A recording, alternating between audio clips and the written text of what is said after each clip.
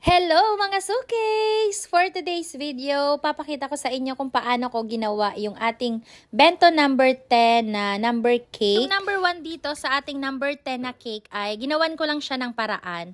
So, meron kasi akong na-bake na 2024 dapat na number cake. So, ito po ay dapat gagawin kong sample cake for 2024 para sa pa-order. Pero naisip ko, tig-iisa lang pala yung aking molder na silicone. So, sabi ko, mahihirapan naman ako mag-pa-order or mag-bake nito kapag maraming ang umorder. So, ayun, sabi ko, wag na lang. Pero na-bake ko na yung 204 kasi isang salang.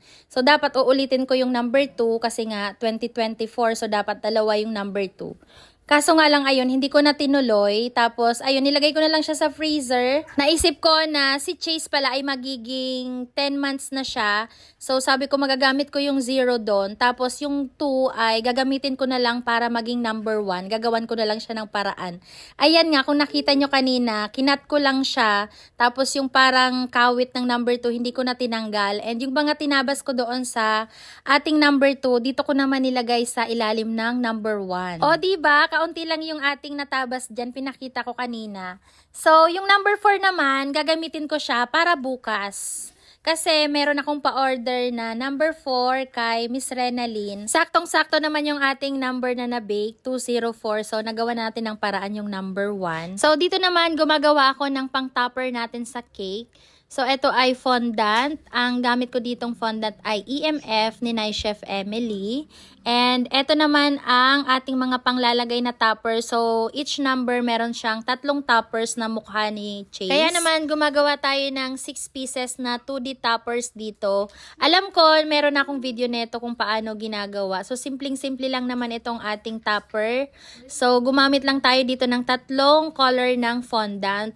White, black, and yung parang brown. At eto na nga ang kinalabasan ng ating topper na ginawa. So, lalagay na natin siya sa cake. So, eto pong cake natin ay from Chiller. So, ang request ni ma'am ay pagtabihin ko yung 2 number. Ang iniisip kasi ni Miss Jesserine ay baka daw paghiwalayin ko yung 1 and 0 sa cake board. So, sabi ko, opo, magkatabi naman po talaga sila. So, ayan, naglagay lang tayo ng mga drudges na silver and yung ating fondant name dyan na Chase.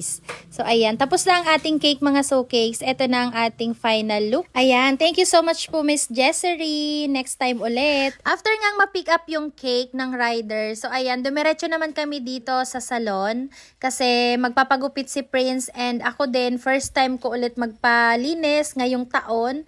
So, kailangan naman natin talagang magpa-pamper. After nating magawa yung ating mga pa-order. So, deserve naman din natin yan.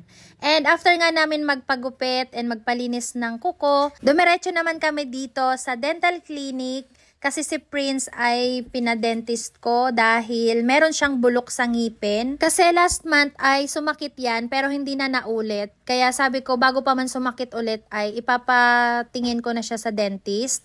And kung anong magiging advice. Ayun nga, sabi ng dentist, hindi pa siya pwedeng bunutin.